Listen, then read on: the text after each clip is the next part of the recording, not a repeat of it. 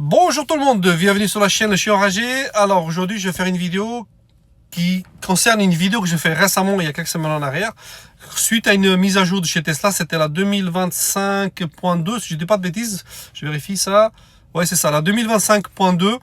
Ça concernait le préconditionnement de la batterie, donc pour les chargeurs tiers. Sur la vidéo que j'ai faite récemment, sur ça, j'ai eu un commentaire d'une personne qui m'a dit que ça existait déjà, le préconditionnement de la batterie. Oui, ça existe. Je vais vous mettre la parenthèse là.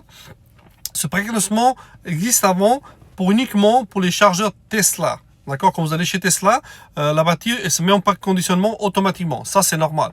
Mais maintenant, grâce à cette mise à jour qu'il y a eu, d'accord, vous pouvez sélectionner un autre superchargeur, que ce soit hors Tesla, d'un gros superchargeur à 120, 140 kW, j'en sais rien, un autre superchargeur. Et en sélectionnant ce superchargeur, la batterie va se préconditionner automatiquement. Ça marche parce que je l'ai testé. Donc, c'était juste mettre la parenthèse, ne pas tout mélanger, que le préconditionnement de la batterie existait déjà avant, oui, mais uniquement chez Tesla.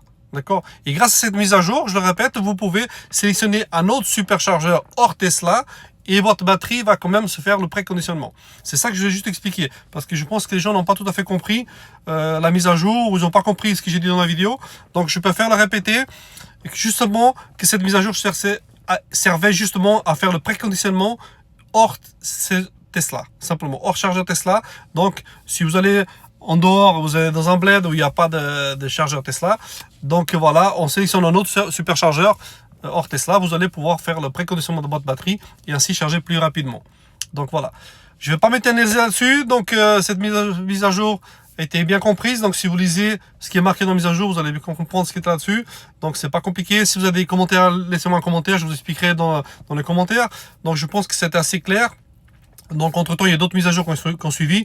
Donc voilà, merci encore à vous de me suivre sur la chaîne. N'oubliez pas de vous abonner, de faire un petit like, laissez-moi un commentaire si vous avez quelque chose à dire dessus. Et on se retrouve bientôt pour une nouvelle vidéo. Bye les amis.